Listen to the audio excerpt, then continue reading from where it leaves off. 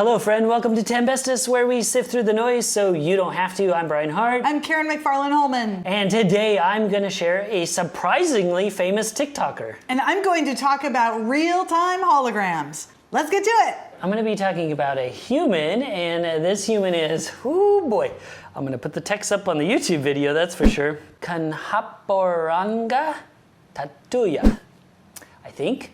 And I actually learned about her from a Washington Post article, taking indigenous culture viral. So they start the article by saying, deep in the Amazon rainforest, in a small village on the banks of the Rio Negro, a star is born. A young woman in face paint was bored. She has the traditional of her place where she lives, this red face paint's really cool. But the coronavirus pandemic cut off the flow of visitors, further isolating this indigenous village that is accessible only by boat. So this gal, only 22 years old, was passing her days, phone in hand, trying to learn the ways of TikTok, as you would in a small village in Brazil. She danced to songs, dubbed videos, wildly distorted her appearance, all the things that you do for the full TikTok experience. But none of them really found an audience. Then she held up a wiggly little beetle larva on camera, and someone asked, "Is this true that you really eat larvae?" And she was like, "Yeah, of course we do." And she popped it in her mouth and ate it, and the whole TikTok world went bonkers. So she offered a bowl of larvae to her family that got 6.7 million views. And she, brandishing a tool used to make cassava flour, got 16 million views. She is just so much fun. She has this big, beautiful smile that is big as the sun. And even though I don't totally understand her because she speaks Portuguese, her online personality is universally delightful. She has over 6 million followers now, and she's definitely one of the best things about social media, exposing different cultures to people that would never experience it before. I love it so much. Definitely check her out. And that is Cunhaporanga Tatuyo. I love it. Yes. Oh, I want to see her. Yeah, she's so great. After the show, I'll show you a couple of her videos. And, you can use, there's a translate button you can hit on TikTok, so you at least can hear the caption. But a lot of times, what I love about it is she does a lot of Q&As. So someone will ask her a question about her heritage or her village, and then she'll answer it. And then so it's, like I said, it's the really cool things about social media where people are learning about a country or a village they would never probably be able to visit. Yeah. But now maybe they will. But also they just learn more. They're learning the different cultures. And we've talked about this before, like what we think of as perfectly acceptable food in the United States versus other countries, and how when we see the thought of someone eating larvae is just like, it's alive, like wiggling around, and she's like, full of protein. She's like, oh, it just tastes like coconut. And you're like, it's just, I love it. I love everything about it. And I love the fact that there's a girl in a remote village on TikTok learning TikTok dances. Totally. And, doing all the things that young girls do all around the world.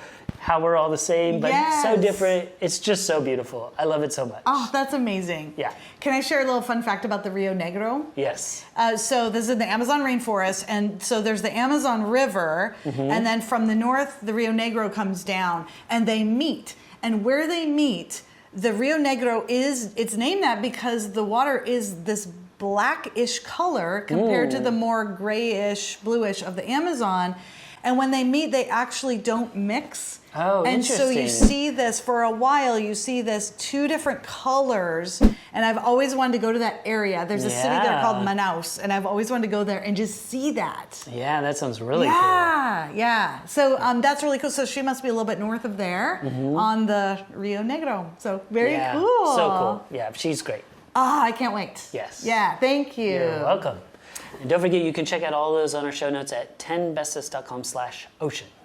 My cool sheet. I will be talking about a technology, long time coming this one, real-time holograms. Help me, Obi-Wan Kenobi. You're my only hope. It's one of those iconic scenes from Star Wars. Almost everybody recognizes as this fuzzy ghost-like hologram of Princess Leia. In 1977, Holograms existed, and I say 1977 because that's when Star Wars came out, but they were static. They were not recorded 3D messages and certainly not used as communication in real time. But here we are now, and technology has caught up not only with Star Wars, but with the holodeck in Star Trek. And one great example started in August of 2019, before the pandemic, when at that point many colleges were forced to go online using Zoom and video technology in 2020. But before this, there was something else really exciting and more exciting than video that was happening.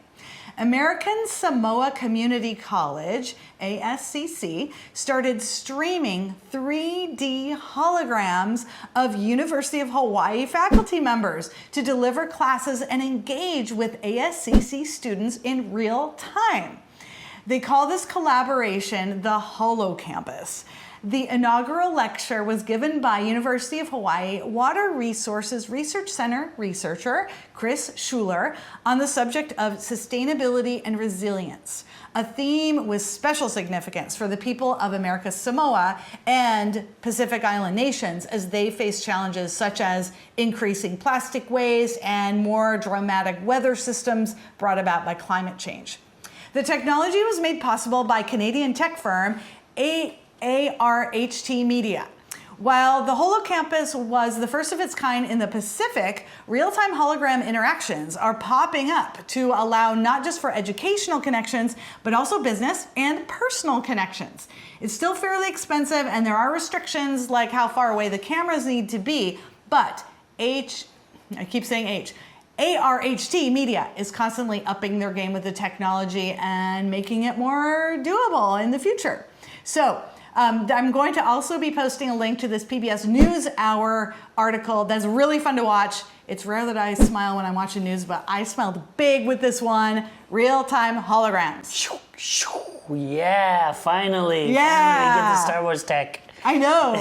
I know. And I was just like, oh man, I want to do that. Like that university professor must have been so stoked. Oh like, my gosh. I'm a 3D hologram. How cool is that? Yeah, no kidding. I can't wait until we can do a 3D hologram of the show so we can just be like chilling out, eating bonbons and taking naps while our little holograms are hard to work here on the table. Oh my God. Doing the show. Right. That is so cool though. Like you go on YouTube and then like in your hand, there's like you and me and people are like, hey, what's up? High five. Yeah.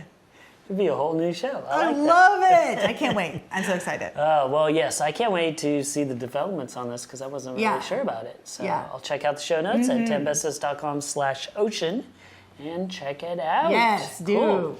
Awesome. Thank you so much. You're welcome.